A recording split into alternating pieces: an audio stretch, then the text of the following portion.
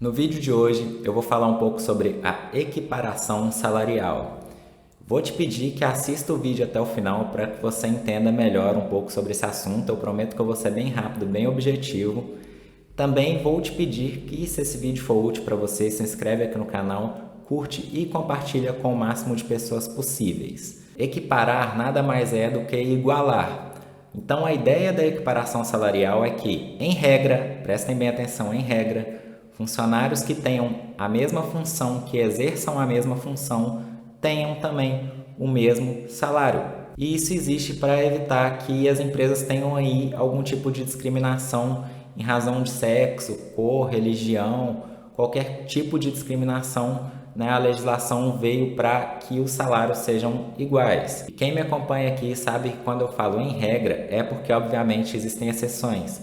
Eu vou puxar minha tela aqui e vou mostrar para vocês quais são os requisitos que a CLT, que a legislação trabalhista, traz em relação a essa equiparação salarial.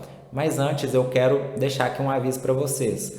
Se você acreditar que tem direito a essa equiparação salarial, consulta um advogado, porque somente o advogado ou a advogada vai poder analisar o seu caso concreto e ver se você tem ou não algum direito.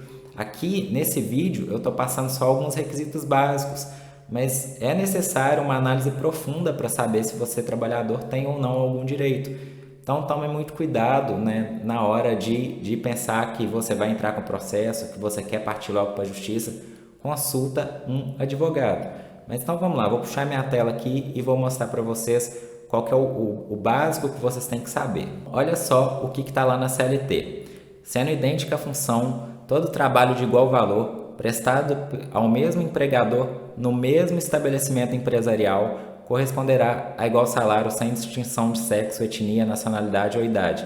Então aqui já vai o primeiro ponto importante que vocês têm que saber. Mesmo estabelecimento empresarial. Isso aí mudou com a reforma trabalhista, porque antigamente falava que era na mesma localidade e aí havia entendimentos que devia ser na mesma cidade ou na mesma região metropolitana. Então agora mudou e está bem claro que tem que ser no mesmo estabelecimento empresarial.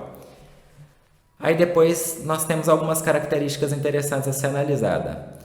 Trabalho de igual valor será o que for feito com a igual produtividade e com a mesma perfeição técnica. E aqui vai um ponto interessante. Sempre que você entra com um processo, você é empregado que deverá comprovar que tem direito a essa equiparação salarial. Mas se a empresa falar na defesa dela que você não tem direito a essa equiparação salarial, pois o seu trabalho não tem a mesma perfeição técnica do que o outro empregado, é a empresa que vai ter que provar essa diferença. Então aqui é um ponto muito importante. E também nós temos a questão de tempo de serviço. A diferença de tempo de serviço para o mesmo empregador não pode ser superior a 4 anos e a diferença de tempo nessa função não pode ser superior a 2 anos. Então vou dar um exemplo aqui para vocês. Você é contratado lá como garçom e percebe que um outro garçom que está lá naquele mesmo estabelecimento recebe um salário que é o dobro do seu. Só que aquele garçom que recebe o dobro, ele está lá há 5 anos. Então ele já tem uma experiência naquela função e, obviamente, você não vai ter direito a essa equiparação salarial, porque o tempo dele na função é superior a 2 anos. Mas vamos supor que esse outro garçom só está lá há 6 meses. Então, nesse caso, você vai conseguir equiparar o seu salário, sim. Outra questão interessante aqui, ó. A empresa ela pode adotar quadro de carreira ou adotar por meio de norma interna ou de negociação coletiva plano de cargos e salários. Eu já fiz vídeo aqui falando sobre regulamento interno. As empresas podem criar um regulamento interno e nesse regulamento interno ela vai criar um quadro de salário, um quadro de cargo, uma espécie de promoção. Se houver esse cargo, se houver essa norma interna, então você não vai ter direito à equiparação salarial. É muito importante se atentar se existe ou não esse tipo de quadro de cargo e salário nas empresas. Geralmente empresas grandes têm esse tipo de norma interna. Outra questão interessante, o trabalhador readaptado em função de motivo de deficiência física ou mental atestada por órgão da Previdência Social não servirá de paradigma para fins de equiparação salarial. O paradigma é aquela pessoa que você pega para mostrar na justiça que recebe um salário maior que o seu. E por fim, uma outra questão interessante é que se for comprovada que houve uma discriminação por sexo ou etnia, haverá também uma multa no valor de 50% ao limite máximo dos benefícios da Previdência Social. Então consulta aí na época que você entrar com o processo qual que é aquele limite máximo da Previdência Social, mas aqui o empregado que vai ter que comprovar que houve essa discriminação por motivo de sexo ou de etnia. Então é um ponto a mais que o empregado vai ter que comprovar, mas se conseguir comprovar, vai ter direito a receber essa multa.